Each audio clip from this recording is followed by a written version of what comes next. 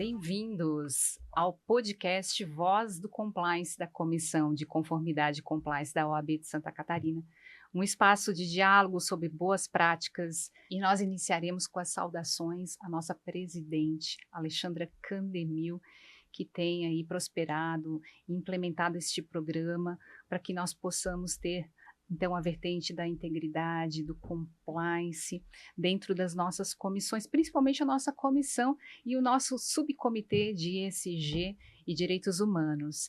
Eu sou a Melissa Valentini, professora, advogada, compliance officer, uma estudiosa quanto ao ESG, aplicando boas práticas em algumas organizações.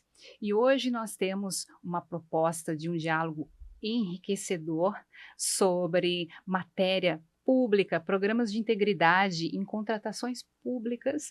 E o nosso convidado é um expert que vivencia a área pública, o Dr. José Pedro Oliveira Roces. E eu deixarei ele já, então, nessa oportunidade para se apresentar. Seja bem-vindo. Obrigado. Então, eu sou José Pedro Roces, eu sou advogado, tenho mestrado em inovação pela UFSC e trabalho com compliance desde 2019, né? Eu trabalho em uma empresa estatal, a Epagre, e tenho especialização em licitações, né? Então, não sou expert, como a gente acaba pegando, né, do nosso dia a dia, mas a gente aprende, né, da importância da integridade em contratações públicas e no poder público, né? Então, estou à disposição aqui para a gente falar e agradeço essa oportunidade da nossa presidente, né, da comissão, que é importante a gente falar no compliance público, privado e cada vez divulgar mais isso para a sociedade.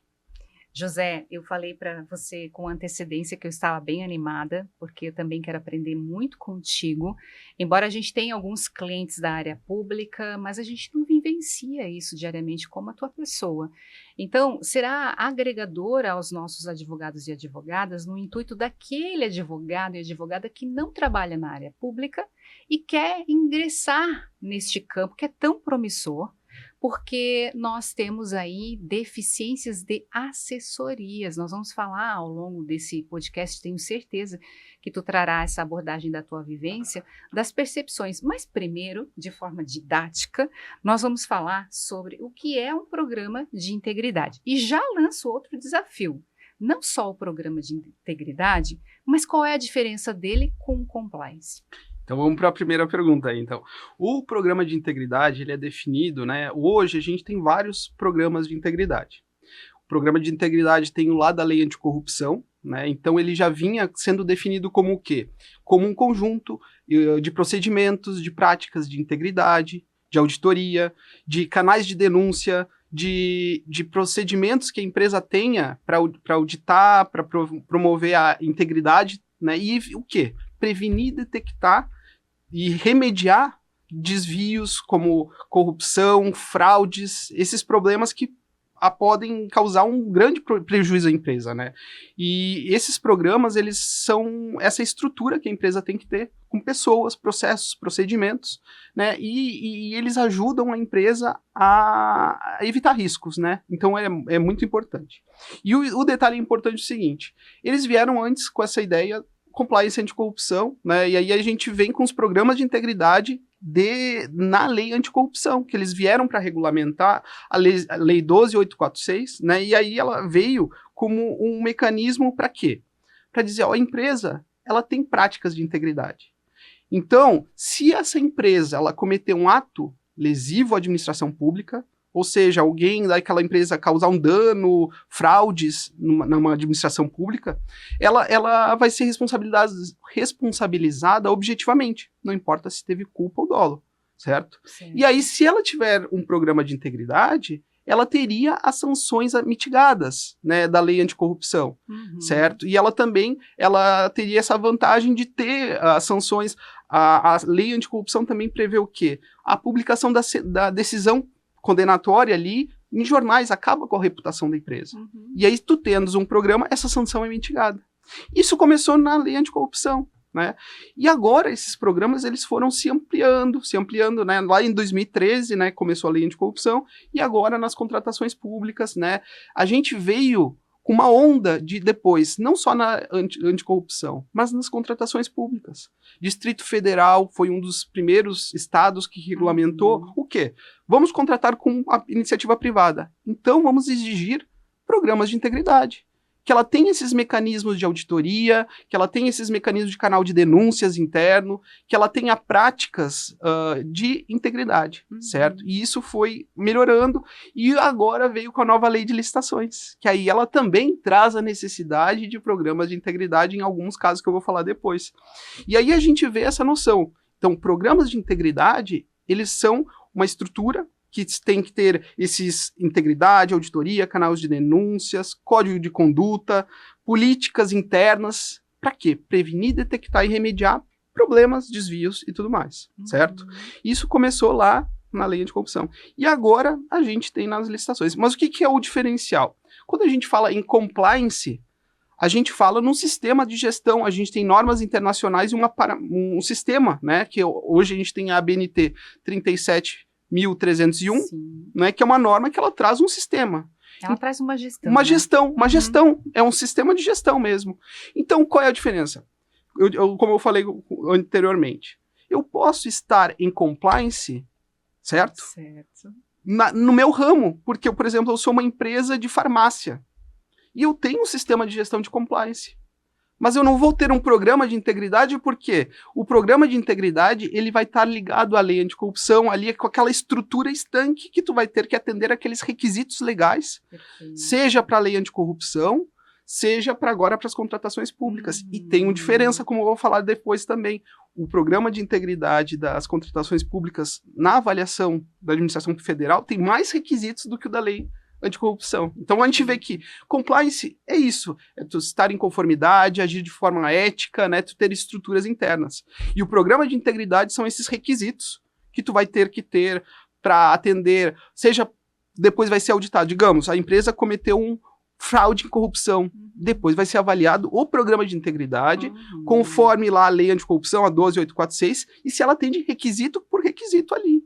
Então não necessariamente, às vezes, tu vai ter o programa de integridade, você entende? Porque o compliance mas eles são complementares, e tu tendo um sistema de gestão de compliance, e tu trabalhando com o poder público, involuntariamente tu vai ter atendimento a essas normas, né? Então deixa eu ver se eu entendi, pegando um caso prático, a farmácia que você trouxe, a Baila, eu posso ter aí o cumprimento da legislação sanitária, epidemiológico, mas eu posso não ter um canal de denúncia, eu posso não ter um contrato vinculado com cláusulas que o poder público exige, né? Porque posso ser uma farmácia que possa fazer aí um contrato com uma administração pública.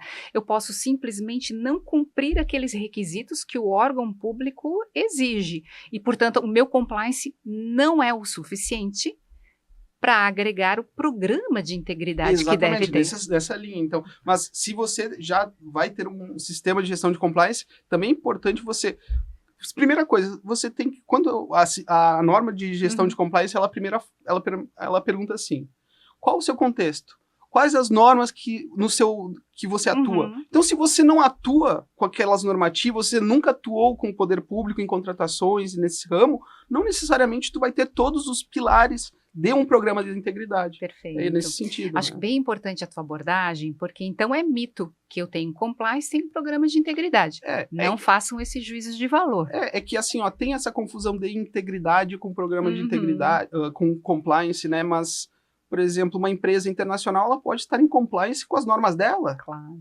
Mas no Brasil ela não vai ter um programa de integridade. São coisas distintas. O problema é que hoje na doutrina a gente tem essa nomenclatura geral, o programa, né? Até no estado aqui mudaram. Tem uma lei estadual que eles falam Programa de Integridade e Compliance. Então já tem aqui a administração pública estadual, tem que ter Programa de Integridade e Compliance. Então já pensa também nessa conformidade de forma mais ampla, né? E, José, quero te instigar, eu me formei em 2002, já faz não vamos fazer contas. E lá eu estudei a Lei 8.666. Inclusive foi meu material de pesquisa para finalizar o curso de Direito, foi bem bacana. E agora ela não mais existe. Nós já temos uma legislação nova, a Lei 8.666 já está ultrapassada. Primeiro ponto que eu quero que tu faça essa abordagem conosco. A gente tem conhecimento que há administração pública ainda utilizando lei antiga, né? E o que essas administrações devem se atentar à Lei 14.133 de 2021? Isso é um obstáculo que a gente fala bastante, né? Como eu tinha falado, a gente tem no Brasil muitos Brasis, né? O município com a menor população do Brasil, ele tem cerca de 800 habitantes de população, que é Serra da Saudade. Em Santa Catarina, 1.600 em Santiago do Sul. Então, a nova lei, que é a Lei 14.133, ela veio pensando lá naquelas grandes estruturas ministeriais, ela pensa já como grandes municípios que têm uma grande estrutura, né? Florianópolis, Joinville, grandes municípios, mas a gente tem municípios que são muito pequenos. E aí esses municípios, às vezes, estão com dificuldade de atender a própria legislação 14.133. Tem municípios que ainda estão usando 866, né? Então a gente vê um grande obstáculo aí. E o que veio a 14.133 a mudar? Essa nova lei, ela trouxe a importância de programas de integridade. Em 4 oportunidades, essa lei fala em programas de integridade. Quais são?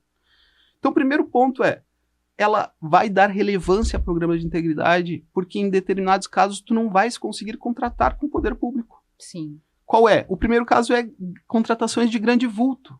Então, a lei ela trouxe 200 milhões, mas esse valor é atualizado anualmente. Hoje ele está em 250.902.323,87 centavos. É um valor bem considerável. Então, pequenos municípios provavelmente não vão ter contratos dessa natureza. Mas grandes municípios, se fizerem, são obrigados a exigir programas de integridade nessa situação. E a empresa tem que ter, depois de assinado o contrato, comprovar que até 6 meses ela tem um programa de integridade. Então você vê o desafio. Essa é a primeira hipótese. Além disso, a lei também trouxe uma segunda hipótese. Qual é?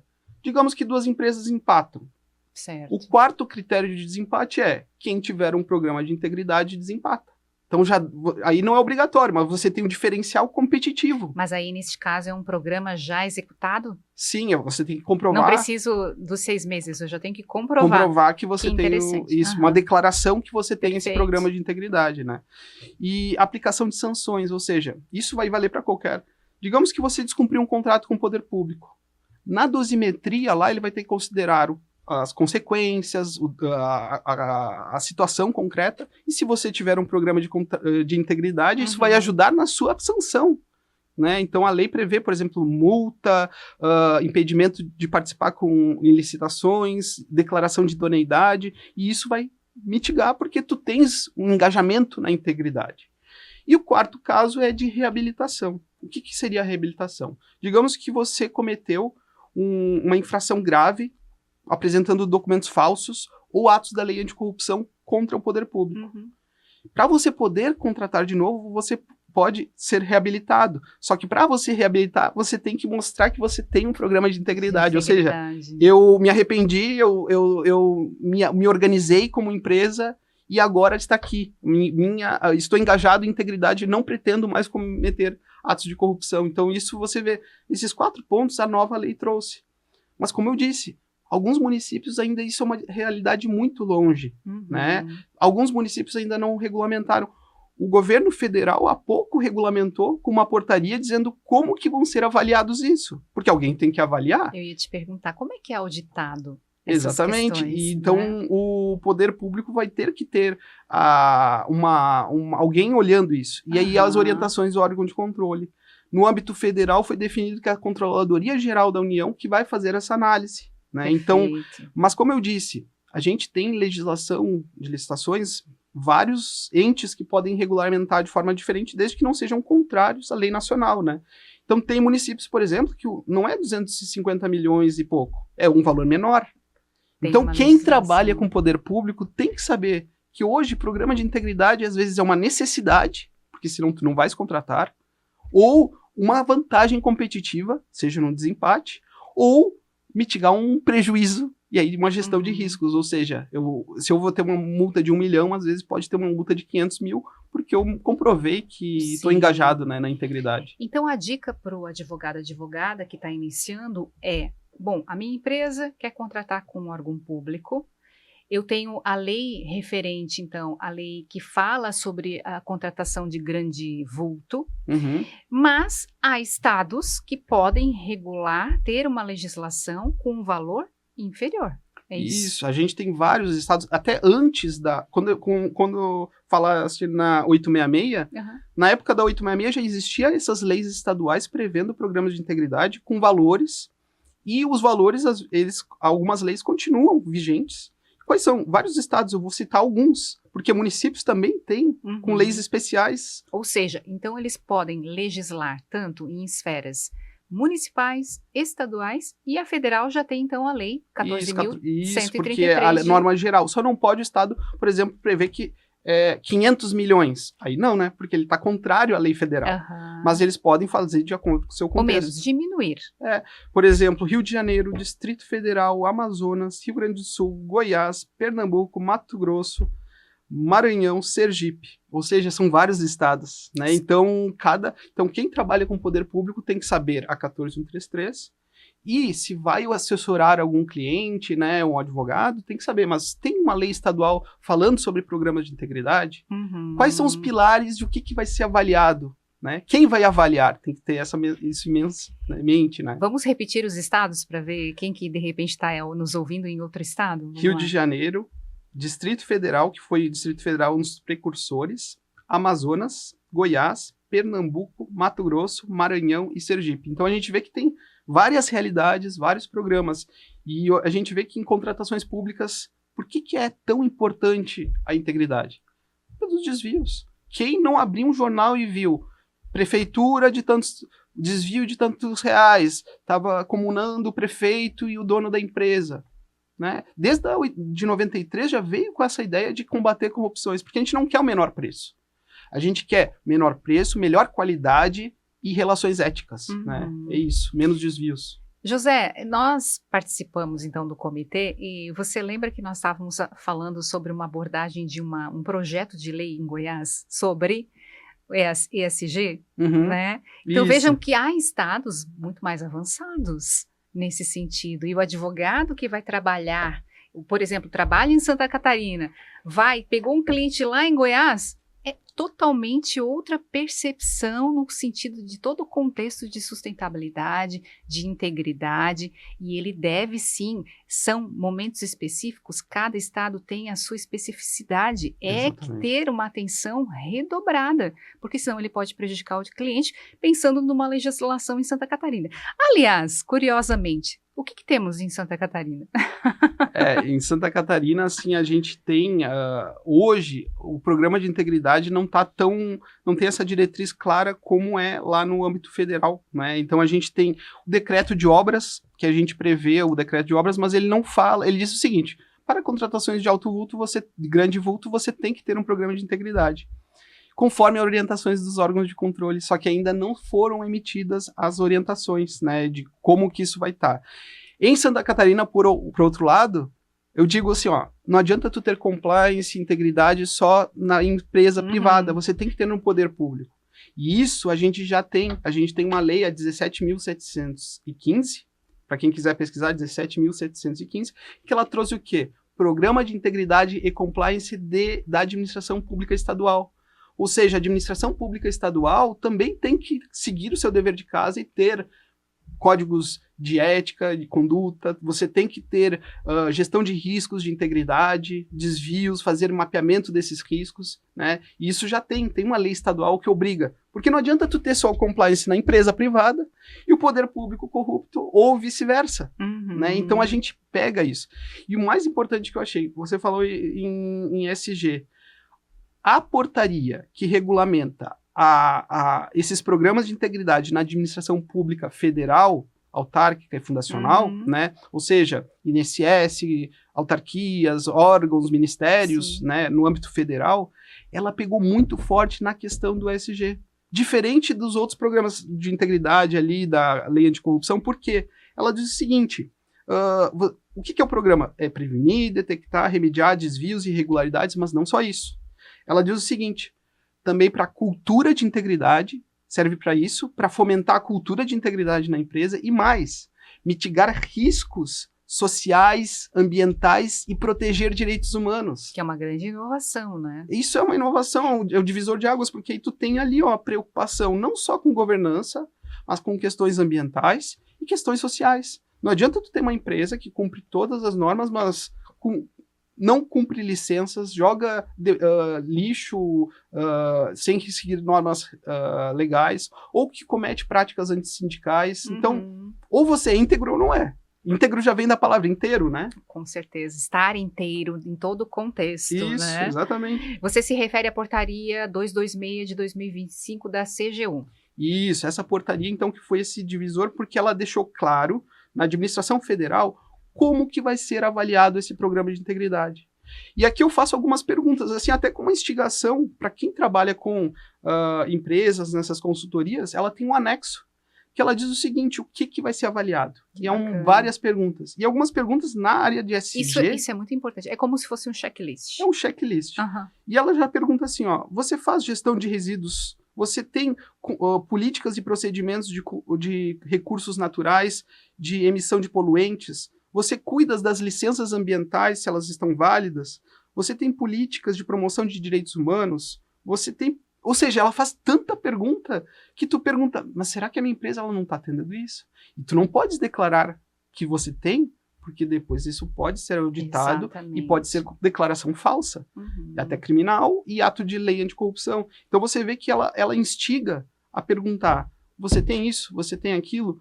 E aí entra o diferencial, porque ela vai, no caso das contratações de grande vulto, no âmbito federal, voltando no âmbito federal, você vai fazer esse questionário por meio de um sistema, que é o SAMP, que é o nome Sistema de Avaliação e Monitoramento, SAMP, que essa norma vai entrar agora em novembro em vigor, e aí você vai dizer como que você atende cada um daqueles 17 parâmetros de um programa de integridade, e não só dizer, você vai ter que mostrar, porque a gente sabe que compliance é documentação, né? E assim como a integridade também, a integridade você tem que mostrar, não, estou documentando, eu estou engajado. Você faz treinamentos na sua empresa? Faço.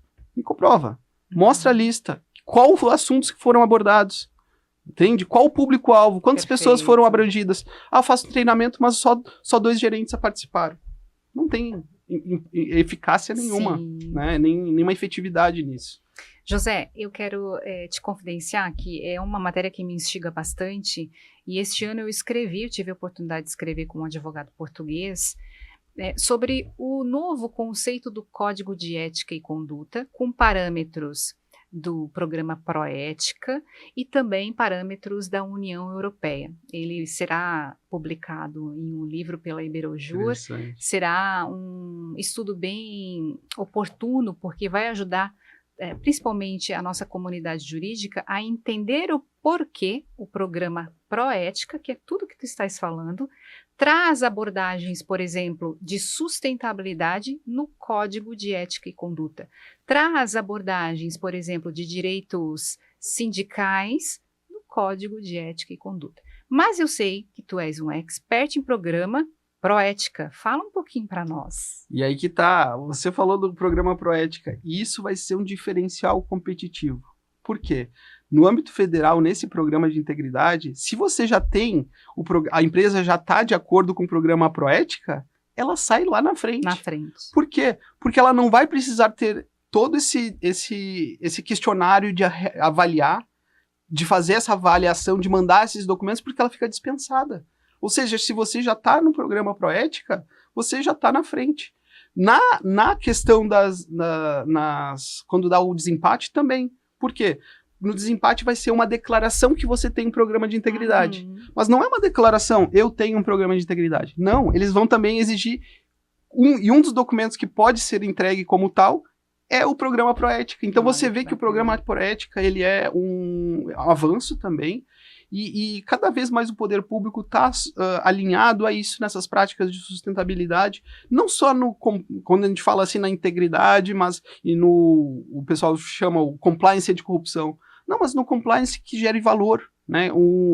Que gere valor para a sociedade e as empresas exerçam a função social delas, né? Isso é importante. Então, quem pretende atuar com empresas no poder público, se informe sobre essa portaria a 226 de 2025. Se informe sobre o programa Proética, porque isso vai ser um diferencial competitivo. E eu já adianto, assim, para quem não tem conhecimento do Proética, num primeiro momento, ele pode achar muito excessivo, uma exigência que não cabe naquela empresa. Mas depois a gente entendendo todo o contexto, é simples, não é um bicho de 7 cabeças. E uma coisa que eu falo a vocês, que com a escrita, ajuda do meu amigo advogado português, inclusive eu mando um abraço para ele, o doutor André Ferreira, eu entendi que todas as exigências que nós temos no Proética são pertinentes a outros países.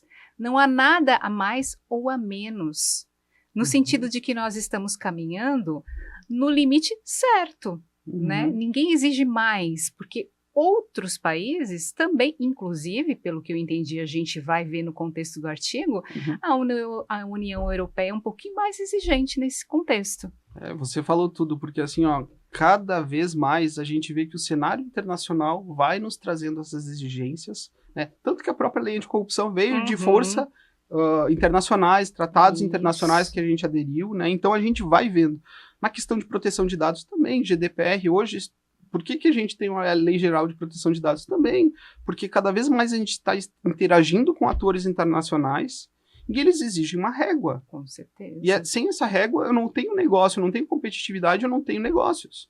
E isso faz um diferencial competitivo. Quando as empresas acordarem e vejam, não, se eu trabalho com o poder público, isso não é só uma formalidade, não é uma burocracia, é uma necessidade estratégica. Exatamente. Né? E fazendo um parênteses da LGPD que tu mencionaste, eu tenho um primo que trabalha numa empresa em Portugal e ele contou um caso assim muito rápido, né, de um colaborador que emitiu um e-mail para outro colaborador internamente, mas porque ele copiou aquelas cópias que tu consegue ver todos os e-mails, cópias compartilhadas, a empresa foi autuada com uma multa de 150 mil euros. Ou seja, esse e-mail não vazou ao externo, só foi republicado os e-mails internos. Então veja como é a exigência, e quando a gente entende o contexto da privacidade verdadeira, nós temos que caminhar muito para que nós tenhamos um verdadeiro programa de integridade com segurança, linkando o LGPD. Então, ainda nós temos possibilidade, enquanto aprendizado, nós estamos numa crescente de aprendizado, para implementar programas que são pertinentes a todos os segmentos, mas não são tão rígidos como a União Europeia ainda, né? Então. Mas olha, eu quero instigá-lo com a tua experiência profissional, que eu sei que tu trabalha numa estatal, e se tu puderes esclarecer para nós, então, ok, a lei de licitação é nova, e ela se aplica às estatais? Aí que tá. Então, assim, nas empresas estatais, a gente teve em 2016 a Lei 13.303, que a gente chama de Lei das Estatais. E essa lei, ela primeira coisa, naquela época a administração em geral aplicava 866, estatais também aplicavam 866, de 93. E em 2016 ela veio com essa lei das estatais e disse, não, em função dos escândalos da Lava Jato, ela trouxe uma nova lei para as estatais, dizendo a função social e tal, e ela veio com 2 grandes grupos. Regras de governança, pode ser pessoas políticas? Pode, mas elas têm que ter critérios técnicos, elas têm que ter gestão, governança, né, liderança daquilo ali. E aí a gente tem regras de licitações, então é um novo regime licitatório. Então, quem trabalha com estatal é uma outra lei e também elas não aplicam a 14.133, é um outro regime jurídico.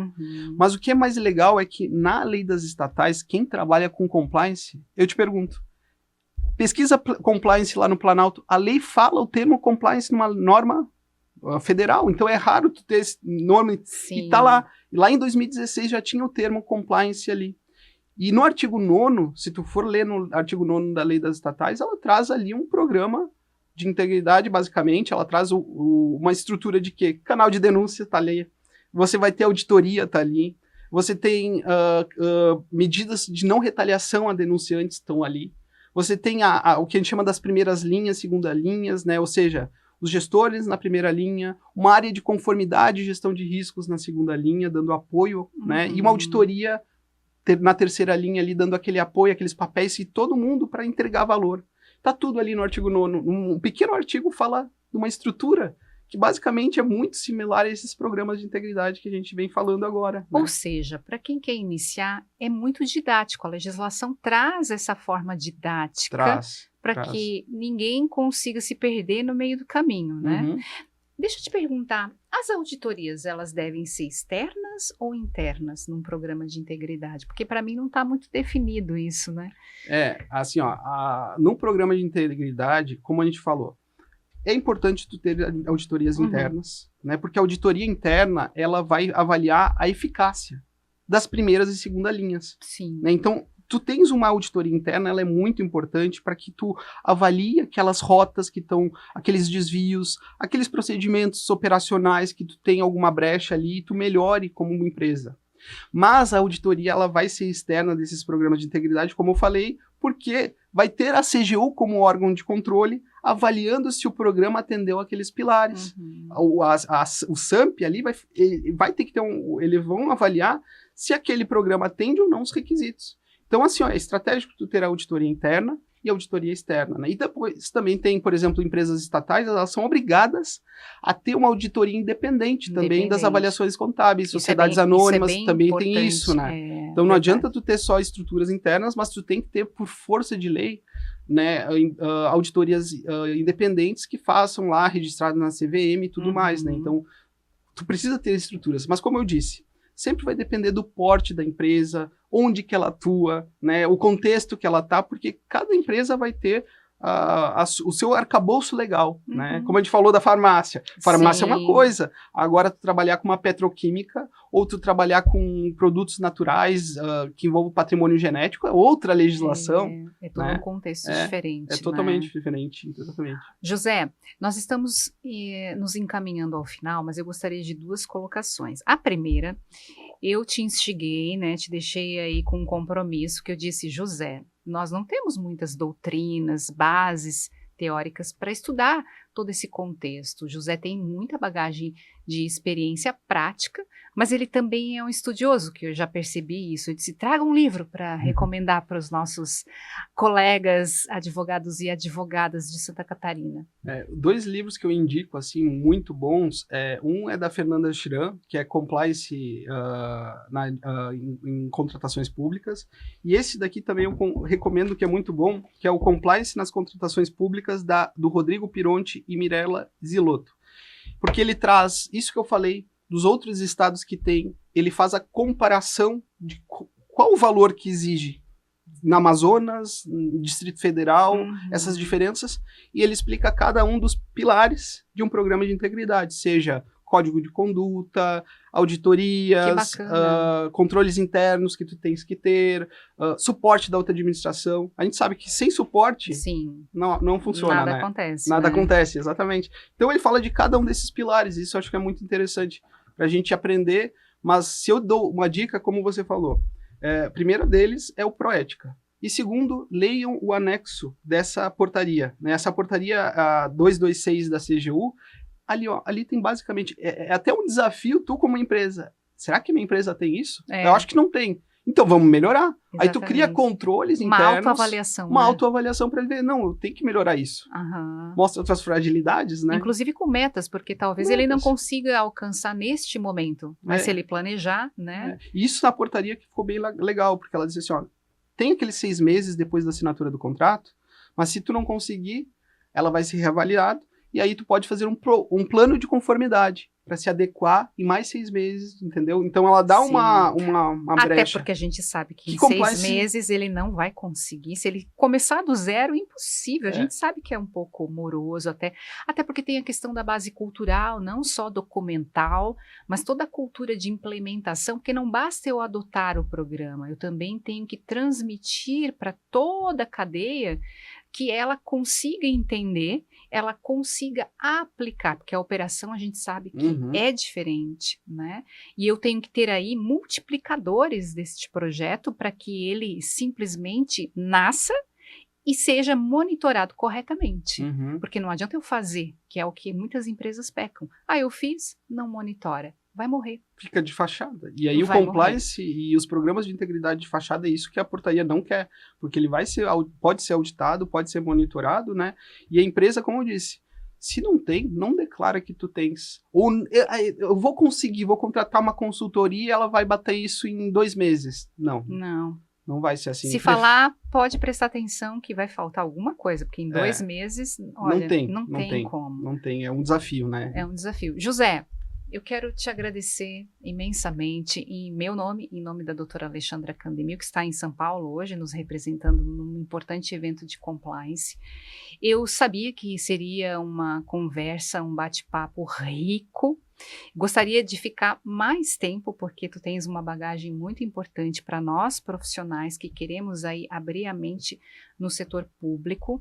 Quero te convidá-lo para que você possa voltar também. O José faz parte da nossa comissão de conformidade e compliance. Aliás, ele traz muitas abordagens, já dá palestra, já participa de outras comissões também. Então, estamos aí bem assessorados. E dentro dessa assessoria, quero convidá-lo, você, advogada, para que participe conosco. Também tem aí o José ao seu lado, né? E encerramos com muita alegria. E até o próximo podcast.